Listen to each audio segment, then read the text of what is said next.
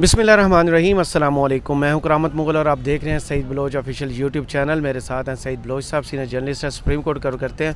सईद बलोच साहब, इस वक्त पाकिस्तानी अवाम जो सबसे ज़्यादा एक सेंटेंस सुन रहे हैं हर सियासतदान के मुँह से, वो ये है कि लेवल प्लेइंग फील्ड। हर तरफ से डिमांड आ रही है, लेवल प्लेइंग फील्ड चाहिए, लेवल प्लेइंग फील्ड चाहिए। ख्वाजा साद रफ़ीक और ख्वाजा आसिफ बहुत क्लोज समझे जाते हैं, मरीम नवाज़ हों, शहबाज शरीफ हों, नवाज शरीफ हों। आज वो भी बोले हैं, वो कहते हैं कि पीटीआई का जो बल्ले का निशान है ना, ये बैलेट पेपर पर होना चाहिए। इमरान खान जो हैं वो अदालतें जो भी फ़ैसला करें साइफ़र वाले मामले पे या दूसरे मुकदमात जो उन पर बनाए गए हैं वो क्लियर हों, 9 मई के वाक़या से क्लियर हों, आके इलेक्शन लड़ें।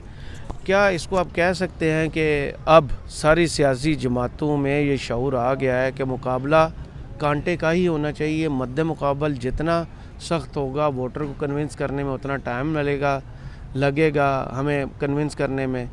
ये मुकाबला आप कैसे देख रहे हैं? पीटीआई वर्सेस नून लीग रेडी है पीटीआई का मुकाबला करने के लिए? बहुत शुक्रिया करामत मुगल साहब। देखें, पहली बात तो हर पाकिस्तानी को, तमाम सियासी जमातों के जो लोग हैं, मेरे ख्याल में उनके जहन में ये बात होनी चाहिए कि पाकिस्तान मुस्लिम लीग नून का कभी भी ये नीयत ये नहीं होगी कि लेवल प्लेइंग फील्ड सबको मिले और तमाम सियासी जमातों को इलेक्शन लड़ने के लिए बराबरी की बुनियाद पर सहूलियात मैसर हों। सहूलियात से मुराद कि उनको कोई रोक टोक ना हो इंतखाबी मुहिम चलाने के हवाले से, अपना मंशूर फैलाने के हवाले से, वर्कर कन्वेंशन के हवाले से, या जो दीगर इंतखाबी सरगर्मियाँ होती हैं उनमें किसी किस्म की कोई रोक टोक ना हो। मैं ये मान ही नहीं सकता कि पाकिस्तान मुस्लिम लीग नून सच्चे दिल से ये बात कहे और उनकी नीयत वही हो जो अल्फाज उनकी ज़बान से अदा हो रहे हों। उसकी कुछ वजूहात हैं। सबसे पहली वजह यह है कि आपको याद है कि साबिक वज़ीर दाखिला राना सनाउल्लाह ने एक इंटरव्यू में कहा था कि इमरान खान हमें उस नहज पे लेके आया है जहाँ से हम आगे जो कुछ भी करेंगे, यानी ना हम इखलाकी और गैर इखलाकी देखेंगे, ना जमहूरी और गैर जमहूरी कोई चीज़ देखेंगे, बल्कि ये उनके सर्वाइवल की जंग है और वो अपने सर्वाइवल की जंग लड़ रहे हैं। और मेरे ख़्याल में उन्होंने जो इस सर्वाइवल की जंग का कुछ असूल और ज़वाबित थे वो राना सनाउल्लाह साहब ने पहले ही बता दिए थे कि जमहूरी और गैर जमहूरी, इखलाकी और गैर इखलाकी हम किसी चीज़ को नहीं देखेंगे। और फिर आप वही देखें कि मुस्लिम लीग नून ने पाकिस्तान तहरीक इंसाफ के वर्कर्स पर, उनके रहनुमाओं पर जिस तरीके के रियासती मजालिम ढाए हैं, उसके बाद मेरे ख्याल में कोई गुंजाइश रह ही नहीं जाती कि इस तरह का कोई इकदाम सोचने के हवाले से या किसी किस्म की कोई मुस्बित सोच रखी जाए। आप उस्मान डार वाले मामले पे देख लें, उस्मान डार की वालदा के साथ जो कुछ हुआ, उसकी बहनों के साथ जो कुछ हुआ, वीडियो शवाहिद मौजूद हैं। अगरचा बाद में इसमें ख्वाजा आसिफ ने माजरत की थी, लेकिन मैं उस माजरत को भी कबूल करने को तैयार नहीं हूँ। और दूसरी बात यह है कि आप उसमें फैसलाबाद में देखें, पाकिस्तान तहरीक इंसाफ के एक वर्कर को पकड़ने के लिए उसके घर छापा मारा गया और जब वो घर में नहीं मिला तो फिर उसकी बहन को उठा लिया गया। जब इस लेवल की बेशर्मियाँ, साहब की बहन का नाम भी पर्चे में दिया जी, उनके भी मैंने ट्वीट्स देखे हैं। बिल्कुल अच्छा याद दिलाया आपने मुझे। तो जब आप इस लेवल की बेगैरती, बेशर्मी, बेहयाई पर उतर आए ना सर, तो फिर उसके बाद ये कहना जी कि तमाम सियासी जमातों को लेवल प्लेइंग फील्ड मिलनी चाहिए, वो तो पीटीआई तो पहले कह चुकी है कि हमें लेवल प्लेइंग फील्ड चाहिए ही नहीं है, आप हमें सिर्फ फील्ड दें, लेवल हम खुद कर लेंगे। तो भाई उनके कारकुन, उनके सपोर्टर, उनके वोटर वो इस वक्त करोड़ों की तादाद में है। अगर 2018 के आम इंतखाबात में पीटीआई को 1.25 करोड़ या 1.5 करोड़ वोट पड़े थे ना सर, तो इस 2024 के इलेक्शन में पीटीआई को उससे कम अज़ कम दुगने पड़ेंगे।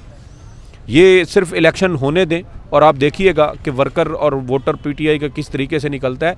ये सिर्फ आवाम के अंदर अपनी राय आमा बेहतर बनाने की एक नाकाम कोशिश कर रहे हैं और इनकी बातों के ऊपर मेरे ख्याल में किसी को भी, अगर मुझे यकीन नहीं आ रहा तो फिर पाकिस्तान तहरीक इंसाफ के जो वर्कर या उनके सपोर्टर या उनके वोटर हैं, उनके रहनुमा हैं, कारकुन हैं, वो तो इस चीज़ के ऊपर कभी भी इसके ऊपर एतबार नहीं करेंगे। और दूसरी बात यह है कि लेवल प्लेइंग फील्ड देने के लिए ना सर बयानात की ज़रूरत नहीं होती, अमली इक़दामात करें। आपके वज़ीर आज़म ने कहा था, वज़ीर आज़म ने कुछ दिन पहले मैंने एक ट्वीट भी की थी, वीडियो छोटी सी, नदीम अफजल चंद साहब थे नदीम मलिक साहब के शो में समा न्यूज़ पे, जी। उन्होंने सीधा इल्ज़ाम, डॉक्टर मुसद्दिक मलिक उनके साथ बैठे हुए थे, उन्होंने कहा था पीटीआई के ख़िलाफ़ जो कुछ हो रहा है आप लोग करवा रहे हैं, आप लोग बाजू मरोड़ रहे हैं, उनकी क़यादत के बाजू आप मरोड़ रहे हैं। आप चाहते हैं कि आपके सामने पीटीआई ना हो, पीटीआई नहीं होगी और आपको स्पेस मिलेगी।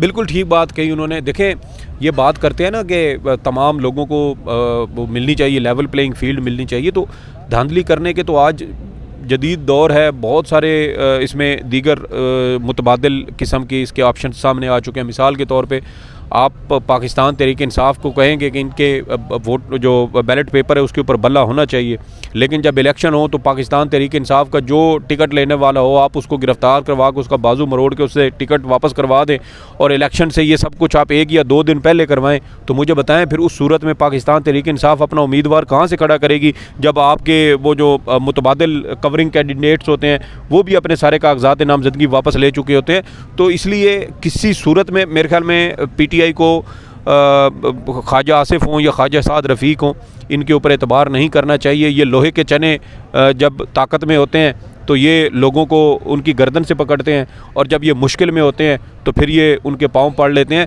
मुझे आज भी याद है जब ख्वाजा साद रफ़ीक साहब ने लाहौर में प्रेस कॉन्फ्रेंस करते हुए ग़ालिबन 2018 के आखिर में या 19 के शुरू में कहा था कि एक वक्त आएगा कि इमरान खान साहब हमारे साथ खड़े होंगे। तो इमरान खान साहब तो आपके साथ खड़े नहीं हुए, वो जमहूरियत का झंडा उन्होंने उठाया हुआ है। और आप सब लोग जो किसी ज़माने में ख़ुद को वोट को इज़्ज़त दो और जमहूरियत और आइन की बालादस्ती का अलंबरदार समझते थे, आज वो सारे आप हजरात जो हैं वो इकट्ठे होकर 14 जमातों का एक झुंड है, और उस झुंड के अंदर तमाम ऐसी जमातें शामिल हैं जो दर हकीकत गैर पार्लिमानी गैर जमहूरी सोच की हामिल है, और उन्होंने हमेशा आमरीत को तक़वियत देने की कोशिश की, इस्टेब्लिशमेंट के हाथ मजबूत किए। अभी कल परसों मैं वो उनका सरदार अख्तर मैंगल साहब का एक इंटरव्यू सुन रहा था। उन्होंने कहा कि जनरल बाजवा के अगर पीटीआई के साथ ताल्लुकात ख़राब ना होते तो पीडीएम में इत्तेहाद ना बनता। ये तो ख्वाजा उमर काफ़ी लोग जी कह चुके हैं, लेकिन मेरा अख्तर मैंगल साहब का जिक्र करने का मकसद ये है कि अख्तर मैंगल साहब ने सारी ज़िंदगी एंटी स्टैब्लिशमेंट होने का चूरन बेचा है। इन्होंने ये कहते थे, सुने के पास गाड़ी भी जो होती है वो भी इंटीरियर मिनिस्ट्री की, जी सरकारी नंबर प्लेट वाली गाड़ी पे इस्लामाबाद में घूमते फिर। जी मैं वही उस वजारत में नहीं थे ना, जब ये निकले थे इमरान खान को छोड़ के, तब भी उनके पास ग्रीन नंबर प्लेट वाली गाड़ी। जी तो ये सारे लोग दर हकीकत उन्हीं के कठपुतली थे, उन्हीं के प्यादे और मोरे थे, और ये जमहूरियत का लिबादा ओढ़ के पार्लियामेंट में आ जाते थे।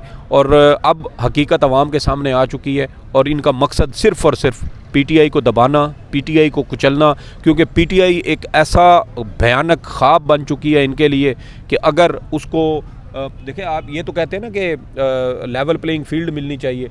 लेवल प्लेइंग फील्ड छोड़ें सर, आप इनको फील्ड भी देने को तैयार नहीं है। वो तो लेवल प्लेइंग फील्ड तो वो मांग ही नहीं रहे। आप तो इस हद तक आप लोग डरे हुए हैं कि अब आपने सियासी वर्करों के गिरफ्तारियों के लिए उनकी औरतों को उठाना शुरू कर दिया। ये इस तरह का सलूक जो है वो मुसलमानों में बरे सग़ीर में शायद किसी ज़माने में अंग्रेज़ जो काबिज़ थे, गासिब थे बरे सग़ीर के ऊपर, वो किया करते थे। और आज अपने शहरियों के साथ, अपने हम वतनों के साथ आप ये सलूक कर रहे हैं सिर्फ इसलिए क्योंकि आप ये समझते हैं कि शायद आंदा आम इंतखाबात में पाकिस्तान तहरीक इंसाफ आपसे बेहतर कारकर्दगी का मुजाहरा करेगी, और आपकी इस बदतरीन हुकूमत की वजह से जो आपने 16 महीने की है उसकी वजह से आवाम आपसे दूर हो चुकी है।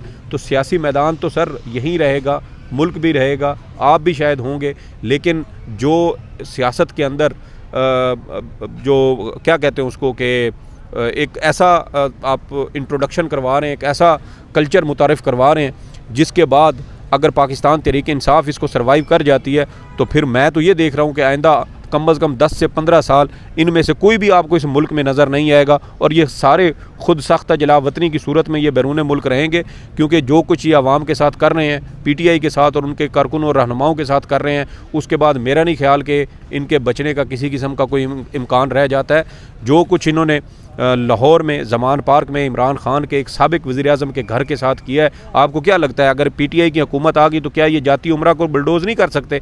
बिल्कुल कर सकते हैं, और इनके पास पूरी ताकत और पूरी अथॉरिटी होगी, और उस वक्त जिस मैंडेट के साथ, जिस भारी मैंडेट के साथ ये हुकूमत में आए होंगे, आप उनको रोक भी नहीं पाएंगे और आपको चीखने और चिल्लाने का मौका भी नहीं मिलेगा। तो मेरे ख्याल में अभी भी वक्त है सियासी जमातों के लिए कि वो थोड़ी बहुत गैरत और हमीयत का मुजाहरा करते हुए, थोड़े बहुत तदब्बर और तहम्मुल का मुजाहरा करते हुए इन हालात व वाक़यात पर, अपनी हिकमत अमली पर गौर करें। क्योंकि अगर आप लोग गौर नहीं करेंगे तो नुकसान किसी और का नहीं होगा, या जमहूरियत का होगा, और उसके बाद अगर किसी का हुआ तो वो फिर PDM की सियासी जमातें हैं। चलें, बहुत शुक्रिया सईद बलोच साहब आपके तज़िये का। कमेंट्स बॉक्स में ज़रूर बताइए ये वीडियो आपको कैसी लगी। इजाज़त दीजिए, अल्लाह हाफिज़।